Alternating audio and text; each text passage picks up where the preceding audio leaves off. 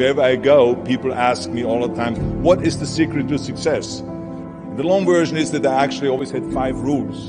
And everything that I did, I always used those 5 rules. And those 5 rules helped me to become successful in various different areas. And I believe that those rules can be applied to almost anyone and everyone. You don't need to be a bodybuilding champion. You don't need to want to be a governor of California or to be an action hero or anything like that.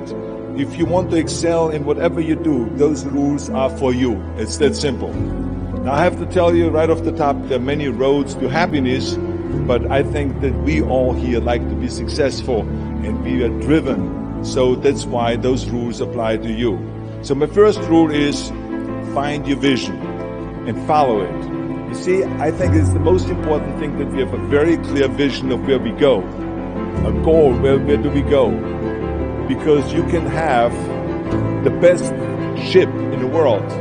You can have the best cruise liner, but if the captain does not know where to go, that ship will drift around the world out there at sea and will never end up anywhere. And this is exactly the way it is in real life. If you don't have a goal, if you don't have a vision, you just drift around. You're not going to be happy. This is why it is so important to have that vision. Now, I created that vision in Austria because I grew up after the Second World War. The problem was that everyone was so depressed because they lost the war, that there was alcoholism everywhere. There was, of course, depression. There was a terrible economic situation. There was famine. There was starvation and all of those things. And also it was kind of a little place and narrow. I felt kind of, I wanted to get out of there. I wanted to escape.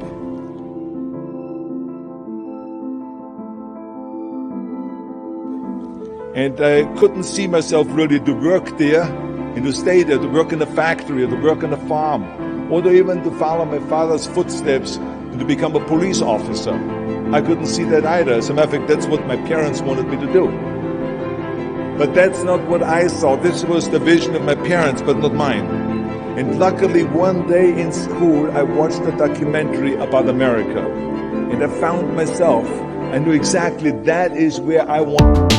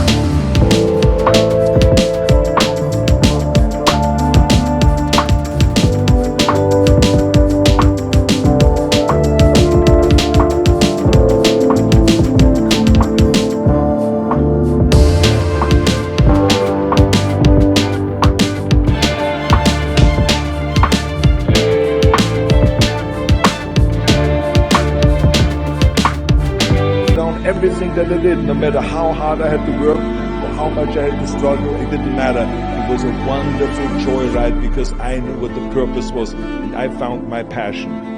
The simple truth is, if you don't have a vision, if you don't have a goal, if you don't see your future laid out in front of you, you're just floating around without a purpose. I always smiled when I worked, no matter how hard I worked. I always had a great time, no matter what I did. It didn't matter if it was in bodybuilding, or if it was in the movies, or if it was as governor. I remember in the pumping iron days, people asked me in the gym all the time, why are you smiling all the time? Why are you so happy? You have to lift 50 tons of weights. You have to train 5 hours a day. I mean, I look at the other bodybuilders' faces and lifters' faces, and they look kind of depressing. They look sour. They're miserable that they have to lift weights.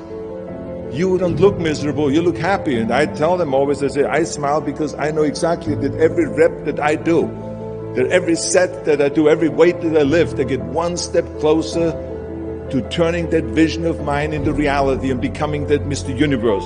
I could not wait to lift another 500 pounds in the squats. I could not wait to do another 1,000 sit-ups. I could not wait to do bench press, more bench press and more curls until I couldn't move my arms anymore. Because I knew that every rep got me closer to standing on that stage as a champion. As a matter of fact, when I lifted weights, I didn't really feel like I was lifting weights. I felt like I was lifting a trophy over my head each time I lifted. This vision didn't just help me in bodybuilding, it helped me with everything, like I said. I remember in the movie business, there was many times stunts that I had to do where I got hurt, where I was in pain, in agony, and had to do it over and over again. I remember one incident specifically on Conan the Barbarian. There I was, crawling on all four, on rocks, over rocks and gravel, holding my sword right in front of me.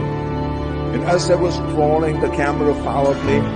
There was around 30 feet that I crawl on those rocks and this gravel. And eventually, after 10 takes, my elbows, my knees started bleeding and hurting. And the director came to me sheepishly and said to me, he says, do you mind if we do another take? I need a close-up of you. And I said to him, no, I don't mind at all. I said, go and do as many takes as you want. He says, no, I don't want to do that because I know you're in pain, you're bleeding. I said, no, I don't feel any pain. I said, the only thing I see is the finished scene. This is why I did not feel that pain. I did not care if I was bleeding on my knees because I know that pain is temporary, but the film is permanent. And I explained that to the director, so this is why I try to tell you, always discover your vision, and the rest will follow.